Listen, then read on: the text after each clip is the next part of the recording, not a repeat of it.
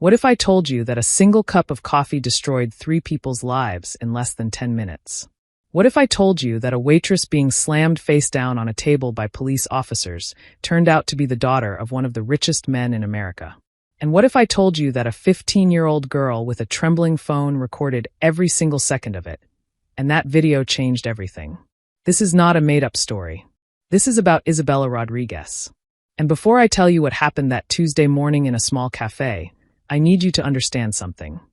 This story will make you angry, it will break your heart, but by the end, it will restore your faith and courage. Because sometimes the most powerful people in the world are standing right in front of us, wearing a waitress uniform, and we don't even notice. So stay with me, because what you're about to hear is one of those rare true stories that proves that one moment of cruelty can ignite a revolution, and one act of bravery from a teenage girl can change an entire country. This is the story of the day everything changed. Welcome to Voice of Granny. While you are here, please hit the subscribe button and comment your view on the story and where you're watching from. You know, sometimes the most powerful people in the world are standing right in front of us, and we don't even notice. We judge them by their uniform, by the color of their skin, by where they work. And that's exactly what happened on one ordinary Tuesday morning in Riverside, a small town where everyone thought they knew everyone else's business. Let me tell you about Isabella Rodriguez. To everyone at Maple Street Cafe, she was just another waitress trying to make ends meet. She wore the same simple uniform as the other servers, tied her hair back in a neat ponytail, and smiled politely even when customers were rude. Nobody knew that this 23-year-old woman wiping down tables was actually the daughter of Vincent Rodriguez, one of the wealthiest tech billionaires in America. Why was she there? Because Isabella wanted something her father's money could never buy. A real understanding of how ordinary people lived. She'd grown up in mansions, attended private schools, and never had to worry about bills. But she felt disconnected, like she was living in a bubble. So one day, she told her father she wanted to experience life without the privilege, without the name, without the safety net. He was terrified, but he understood. He gave her just one condition. She had to wear a small tracking device, hidden in her apron, that would alert his security team if she was ever in danger. Isabella had been working at the cafe for 3 months, and she loved it. Sure, the work was hard. Her feet ached after long shifts, and some customers treated her like she was invisible. But she also met amazing people, heard their stories, and felt like she was finally seeing the real world. She sent her father messages every few days, telling him she was learning more about life in this diner than she ever did in any classroom. That Tuesday morning started like any other. The sun was just coming up, painting the sky in soft oranges and pinks. The smell of fresh coffee and bacon filled the small cafe, and the regular customers were already settling into their favorite booths. Isabella moved between tables with practiced ease, refilling coffee cups and taking orders with a warm smile. Then the door opened and everything changed. A woman walked in, and you could feel the shift in the air immediately. She wore expensive designer clothes, carried a handbag that probably cost more than most people's monthly rent, and had that look on her face like the world owed her something. Her blonde hair was perfectly styled, her makeup flawless, and her high heels clicked sharply against the cafe floor as she strutted to a booth. Isabella approached her table with the same friendly greeting she gave everyone. "Good morning. Welcome to Maple Street Cafe. What can I get started for you today?" The woman didn't even look up from her phone. She waved her hand dismissively, like she was shooing away a fly. "It's too cold in here. Turn up the heat." Isabella kept her smile in place. "I'm sorry, but I don't control the thermostat. I can ask my manager if you'd like." "Of course you can't," the woman muttered, finally looking up with cold eyes. "What can you even do? Just bring me a skinny vanilla latte with almond milk and make it fast." Isabella's heart sank a little, but she'd dealt with difficult customers before. "I'm sorry, ma'am, but we're a diner. We serve regular coffee, but we don't have espresso machines or almond milk. I can offer you regular coffee with cream, or we have orange juice and—" "Are you serious right now?" The woman's voice cut through the quiet cafe like a knife. Several customers turned to look. What kind of pathetic place is this? You can't even make a simple latte. Isabella felt her cheeks burn with embarrassment, but she kept her voice calm and professional. "I apologize for the inconvenience. This is a traditional American diner. We serve breakfast foods, sandwiches, and regular coffee. I'd be happy to recommend." "Don't tell me what you serve." The woman stood up abruptly, her chair scraping loudly against the floor. Now everyone in the cafe was watching. I know exactly what your problem is. You people think you can talk back to customers, act like you're better than you are. Well, I know important people. Very important people. Isabella's hands trembled slightly, but she clasped them together to hide it. She'd experienced discrimination before, subtle comments, suspicious looks, but this felt different. More dangerous. Ma'am, I'm just trying to help you find something on our menu that. I don't need help from someone like you, the woman spat. Then her eyes narrowed with sudden suspicion. Wait a minute. I've seen you before. Weren't you at the Horizon Foundation Gala last month? The charity event hosted by Vincent Rodriguez. Isabella's blood ran cold. She had been at that event, but as a guest, wearing an evening gown and standing beside her father as he gave a speech about education funding. She'd hoped no one from that world would recognize her here, in her simple waitress uniform. She tried to recover quickly. I helped serve at several charity events. Maybe you saw me there. But the woman wasn't buying it. Her expression shifted from anger to something more calculating, more cruel. No, that's not it. You said something, didn't you? You said Vincent Rodriguez is your friend, or something ridiculous like that. Are you threatening me? Are you pretending to know billionaires? I never said that, Isabella replied quietly, her heart pounding. I just said I recognized you from. She's threatening me, the woman suddenly shouted to the entire cafe. This waitress is making up lies about knowing rich people and threatening me. Someone call the police. And in that moment, as Isabella stood there feeling the weight of every eye in the room judging her, she realized something heartbreaking. No matter what she said, no one would believe her. Because when you're wearing a waitress uniform and you're a young woman of color, people don't see your truth. They see their assumptions. The woman pulled out her phone, her fingers flying across the screen. I'm calling the cops right now. People like you need to learn your place. Isabella wanted to run, wanted to disappear, wanted to tell them all who she really was. But something stopped her. Maybe it was pride, or maybe it was the realization that this was the exact reality she'd wanted to understand. This was what life was like for people without power, without protection, without a famous name to hide behind. So she stood there, waiting, as the woman's call connected, and the worst morning of her life was about to get so much worse. Have you ever felt completely helpless? Like no matter what you say, no matter how much you try to explain, nobody will listen? That's exactly where Isabella found herself as 3 police officers walked through the cafe door just minutes after that woman made her call. The atmosphere in Maple Street Cafe had turned thick with tension. The regular customers, people who'd been coming here for years, some who'd chatted with Isabella dozens of times, now sat frozen in their seats. They watched but said nothing. The manager, a middle-aged man named Tom who'd always been kind to Isabella, stood behind the counter wringing his hands nervously, but didn't step forward to defend her. Everyone had become spectators to her humiliation. The officer who led the group was tall, broad-shouldered, with a stern face that showed no warmth or curiosity. His name tag read Officer Brennan. He walked straight up to Isabella with his hand resting on his belt, near his weapon, as if she posed some kind of threat. The 2 officers behind him fanned out, blocking the exit. We got a call about a disturbance, Brennan said, his voice hard and suspicious. Someone making threats? The blonde woman rushed forward before Isabella could even open her mouth. Her whole demeanor had shifted.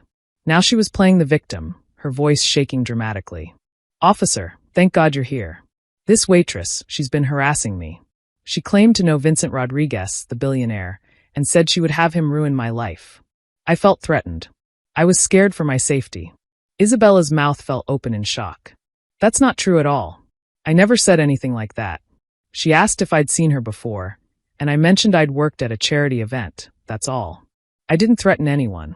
But Officer Brennan wasn't interested in her explanation. His eyes swept over her dismissively, taking in her worn uniform, her simple appearance, and Isabella could see the judgment forming before he even spoke. ID now. Her hands shook as she reached into her apron pocket and pulled out her wallet. She handed him her driver's license, and for a moment, she wondered if he'd recognize the name. Rodriguez wasn't uncommon, but her address was listed in one of the wealthiest neighborhoods in the state. Would he notice? Would he question it? He barely glanced at it before handing it back. You work here? Yes, sir. I've been working here for 3 months. I haven't done anything wrong. This lady came in angry from the start, and when I couldn't make her a specialty coffee, She got upset and, "So you're admitting you refused to serve her?" Brennan interrupted. "No. I explained that we don't have espresso machines here. It's a diner. I offered her alternatives, but—" "She's lying," the blonde woman interjected, her voice rising. "She got aggressive with me. She said her billionaire friend would make sure I regretted coming here." Those were her exact words. Isabella felt tears prickling at the corners of her eyes, but she refused to let them fall. "Please, you can ask anyone here." They all heard what really happened. But when Officer Brennan turned to survey the cafe, not a single person spoke up. They all looked away, suddenly fascinated by their coffee cups, their phones, the pattern on the tablecloth. Anything to avoid getting involved. Except for one person. In the back corner booth, a teenage girl named Riley sat with her mother. Riley was 15 years old, with bright, intelligent eyes and a phone clutched in her trembling hands. She'd been recording since the moment the blonde woman started yelling. She'd captured everything. The false accusations, Isabella's calm responses, the way the woman's story kept changing. Riley's mother had whispered urgently for her to put the phone away, to not get involved, but Riley couldn't. Something about watching this waitress being treated so unfairly made her stomach turn. Her own older sister had been harassed by police last year, and nobody had defended her either. So Riley kept recording, her phone partially hidden behind her water glass, her heart pounding so hard she thought everyone could hear it. Back at the counter, things were getting worse for Isabella. Officer Brennan grabbed her arm, his grip unnecessarily tight. "I think you need to come with us and calm down." "Calm down. I am calm. I'm trying to explain what actually happened." Isabella's voice cracked slightly. She could feel the situation spiraling out of control.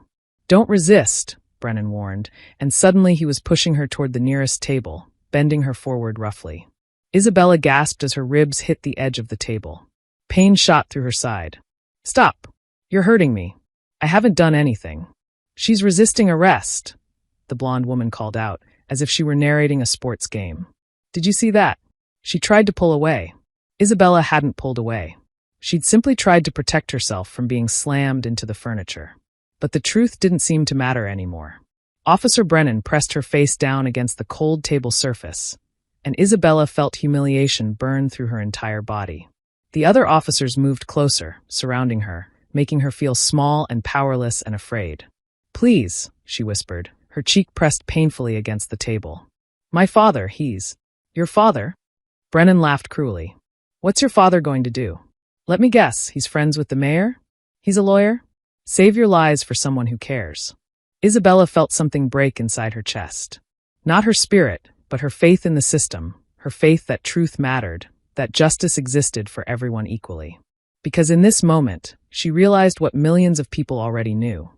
When you don't look like you have power, when you don't dress like you have money, when your skin is darker than what some people expect, your words mean nothing.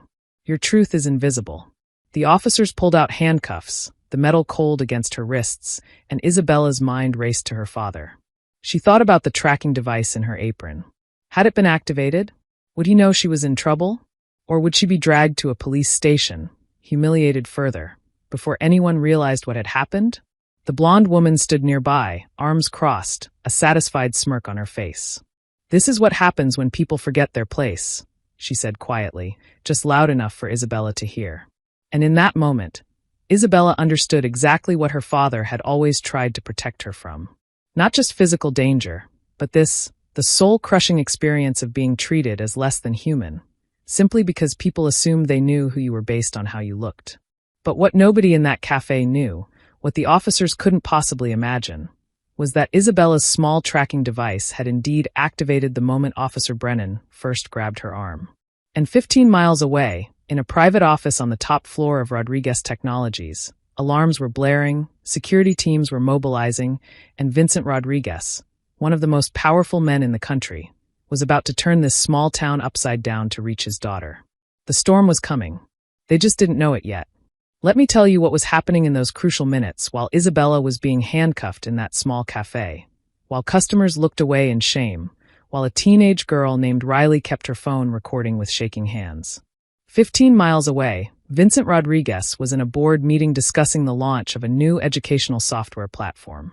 He was focused, confident, doing what he did best, building technology that would change lives. Then his phone buzzed with an alert he'd hoped he'd never see. An alert he'd specifically programmed himself when Isabella insisted on working in the real world without protection. Emergency. Distress signal activated. Location. Maple Street Cafe, Riverside. Vincent's blood turned to ice. He knew his daughter. She wouldn't activate that signal unless something was seriously wrong. She was strong, independent, stubborn just like him. For her to trigger that emergency beacon meant she was in real danger. He didn't excuse himself from the meeting.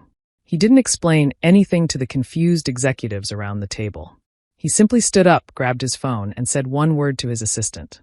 Now. Within minutes, a level of chaos descended on Riverside that the small town had never experienced. Vincent's private security team, trained by former military personnel and equipped with resources most police departments could only dream of, mobilized immediately. 3 black SUVs with tinted windows roared out of the Rodriguez Technologies headquarters. A helicopter lifted off from the building's private helipad. And Vincent himself sat in the lead vehicle, his jaw clenched tight, his mind cycling through every terrible possibility. He'd been against this from the start. When Isabella told him she wanted to experience life as an ordinary person, every protective instinct in his body had screamed no. But he'd also understood. He'd grown up poor himself, worked his way up from nothing, and he knew the disconnect that wealth created. He'd seen it in other billionaires' children, spoiled and disconnected from reality, and he'd been terrified Isabella would become like them. So he'd agreed, but only with that tracking device. Only with that promise that he could reach her if she needed him. And now she needed him. Back at the cafe, Isabella was being pulled toward the door, the handcuffs digging into her wrists. Tears finally escaped her eyes, not from physical pain, but from the devastating realization of how easily a person's dignity could be stripped away. How quickly assumptions could become accusations, accusations could become arrests, and the truth could be completely ignored. Wait! A young voice suddenly rang out across the cafe. Everyone turned. Riley had stood up from her booth, her phone held high, her voice trembling but determined. I recorded everything. She didn't threaten anyone. That lady is lying. Officer Brennan's face darkened. Sit down, kid. Recording officers is obstruction. No, it's not. Riley's mother tried to pull her daughter back down, terrified, but Riley shook her head. It's my First Amendment right. And you're hurting her for no reason. Riley, please, her mother whispered urgently. Don't get involved. But Riley couldn't sit down. Wouldn't sit down. She looked at Isabella's tear-stained face and saw her own sister. Saw every person who'd ever been treated unfairly, and something inside her refused to be silent. The video shows everything. She was polite the whole time. That woman started yelling first. The blonde woman's face went pale, then red with fury. That girl is lying too. She's probably friends with the waitress. I've never met her before in my life, Riley said, her voice stronger now. But I know wrong when I see it. And this is wrong.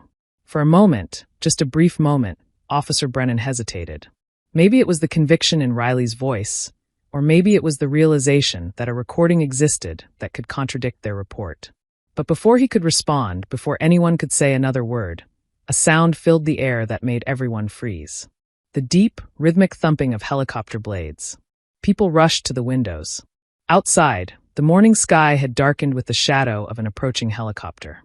Then came the vehicles, 3 massive black SUVs racing down Main Street at speeds that seemed impossible in a small town with a 25 miles per hour limit. They screeched to a halt outside the cafe, and car doors flew open. Isabella felt Officer Brennan's grip loosen slightly on her arm. She looked up, her vision blurred with tears, and saw him. Her father. Vincent Rodriguez stepped out of the lead vehicle, and even from inside the cafe, even through her fear and pain, Isabella could see the fury radiating from him like heat. He wasn't wearing a suit. He was in casual clothes because he'd been working from home that morning. But his presence, his energy, the way he moved with absolute purpose and authority, made it clear this was not an ordinary man. Behind him came 6 security personnel in tactical gear, communicating through earpieces, moving with military precision. Vincent strode toward the cafe entrance, and 2 of his security team pushed the door open before he even reached it. The little bell above the door that usually chimed so cheerfully now sounded almost ominous in the heavy silence. Every eye in that cafe turned to Vincent Rodriguez. The customers who'd been watching Isabella's humiliation suddenly looked nervous. The manager behind the counter went pale, recognizing the face he'd seen on business magazines and news programs. The blonde woman's confident smirk vanished completely, replaced by confusion and growing fear. But Vincent only had eyes for his daughter. "Isabella," he said, and his voice cracked on her name. Officer Brennan finally seemed to understand that something was very, very wrong. "Sir, you need to step back. This is a police matter." Vincent's head turned slowly toward the officer, and the look in his eyes made Brennan take an involuntary step backward. "That," Vincent said quietly, dangerously, "is my daughter. And you have exactly 5 seconds to take those handcuffs off her before I make it my life's mission to ensure you never wear that badge again." You know that moment when the entire world shifts? When everything you thought you knew suddenly rearranges itself into a completely different picture. That's what happened in Maple Street Cafe when Vincent Rodriguez identified Isabella as his daughter.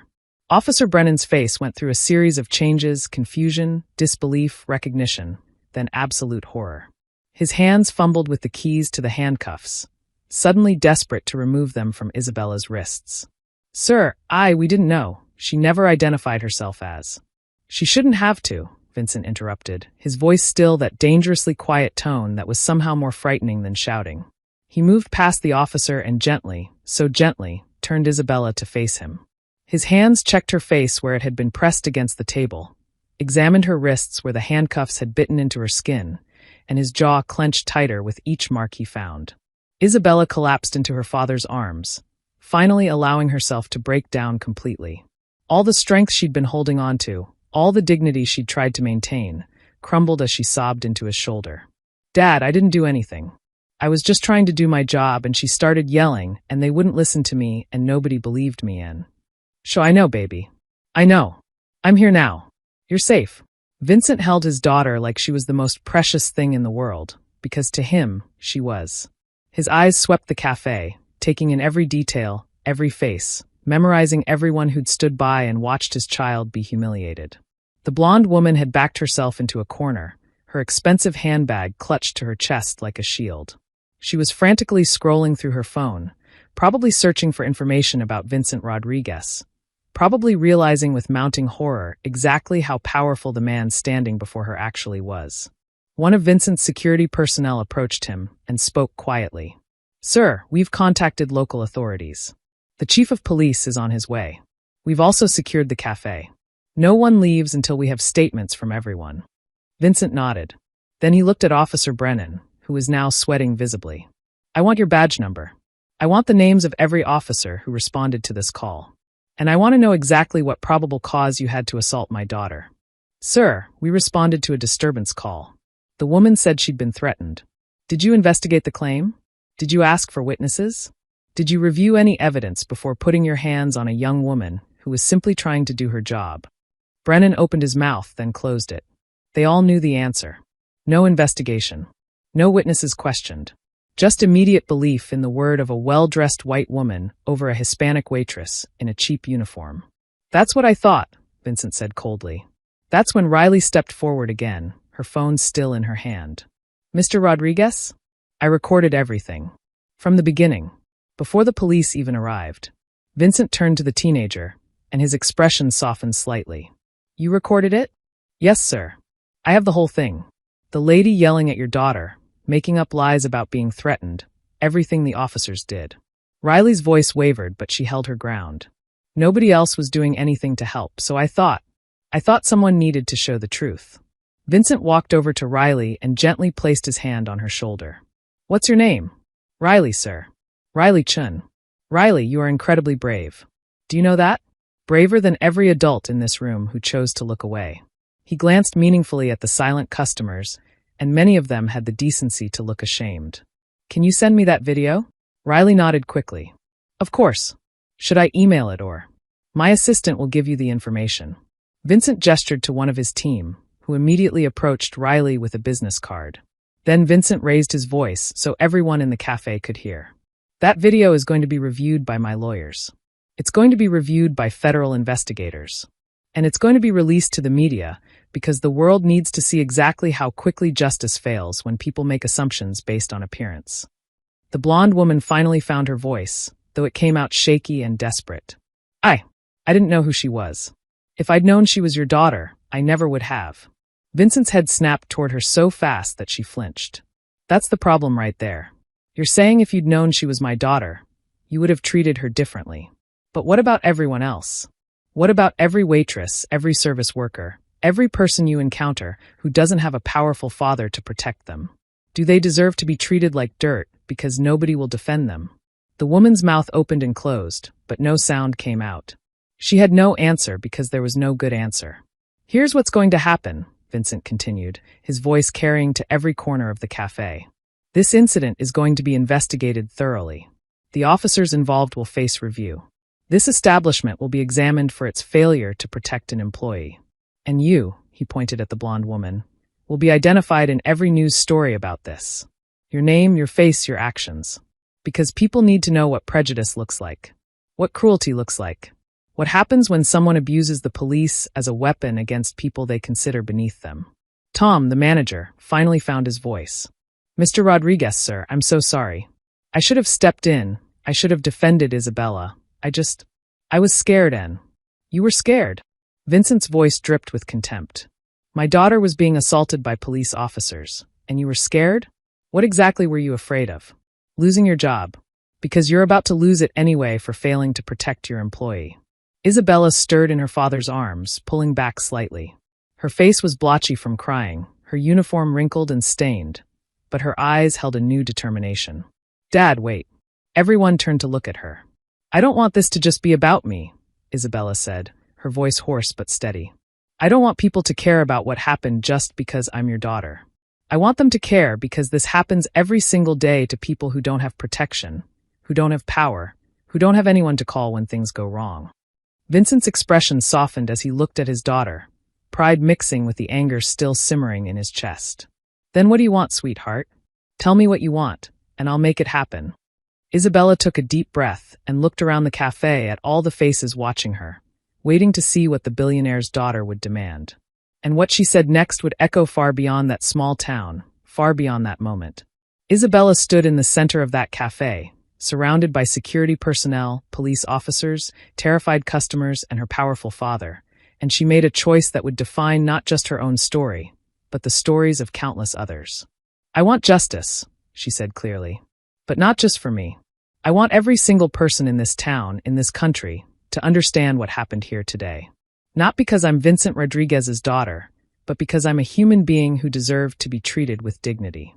Just like every other person working in service jobs, every other person who's been judged by their appearance, every other person whose truth has been ignored. She turned to face the blonde woman directly, and though Isabella's eyes were still red from crying, her gaze was steady and strong. You used the police like a weapon against me because you thought I was powerless. You thought nobody would care about a waitress. And you know what? You were almost right. Not one person in this cafe spoke up for me except for a 15-year-old girl who was braver than all the adults combined. The blonde woman's face crumbled, tears streaming down her perfectly made-up cheeks, but Isabella wasn't finished. I forgive you, Isabella said, and the words seemed to shock everyone in the room. I forgive you because I want you to live with what you did. I want you to remember this moment every single day. I want you to think about how easily you tried to destroy someone's life over a coffee order. And I want you to change, to be better, to see people as human beings instead of as obstacles to whatever you want. Then Isabella turned to Officer Brennan. And you didn't ask questions. You didn't investigate. You saw a Hispanic woman in a waitress uniform and a well-dressed white woman, and you made an instant decision about who was telling the truth. That's not police work. That's prejudice with a badge. Brennan's face was ashen. Miss Rodriguez, I apologize. If I'd known. Stop, Isabella interrupted. Don't apologize for not knowing who I am. Apologize for not treating me like a human being regardless of who I am. Apologize to every person you've ever treated this way who didn't have a billionaire father to defend them. Apologize to every victim of your assumptions who's sitting in a jail cell right now because their truth didn't matter as much as someone else's lies. The cafe was absolutely silent except for the sound of Riley's phone still recording every word. Vincent watched his daughter with tears in his own eyes now. This was why he'd let her go into the world despite his fears. This strength, this wisdom, this compassion even in the face of injustice, this was who Isabella truly was. Not because of his money or his name, but because of her own beautiful heart. Here's what's going to happen, Isabella continued, addressing the whole cafe now. This video that Riley recorded is going to be shared everywhere. Not to shame anyone beyond what they deserve, but to start a conversation. To make people understand that this isn't rare. This isn't unusual. This happens in cities and towns across the country every single day. The only difference is that I had someone powerful enough to make people pay attention. She looked at her father. Dad, I want to start a foundation. Using the experience I gained here, working alongside people who struggle every day. I want to help service workers who face discrimination. I want to fund legal defense for people who can't afford to fight back when they're treated unfairly. I want to train police officers on de-escalation and investigating claims instead of jumping to conclusions. And I want to partner with young people like Riley who have the courage to speak truth even when adults won't. Vincent smiled through his tears. Consider it done. Whatever you need, however much it takes. Riley burst into tears herself, overwhelmed by everything happening. Her mother wrapped her arms around her daughter, finally understanding that Riley's bravery had been the right choice, even when it felt scary. In the weeks that followed, Isabella's story exploded across every news platform, every social media site, every conversation happening in America. The video Riley recorded was watched millions of times. Officer Brennan and his colleagues were suspended pending investigation. The blonde woman's name did indeed become public, and she faced such intense public criticism that she eventually released a tearful apology video, though many questioned whether she was truly sorry or just sorry she'd been caught. But the real story, the one that mattered most, was what came after. The Isabella Rodriguez Foundation launched just 1 month later with more funding and support than anyone expected. Service workers across the country shared their own stories of discrimination, of being treated as less than human, of having their truth dismissed. Police departments began implementing new training programs. Businesses reviewed their policies on protecting employees from abusive customers.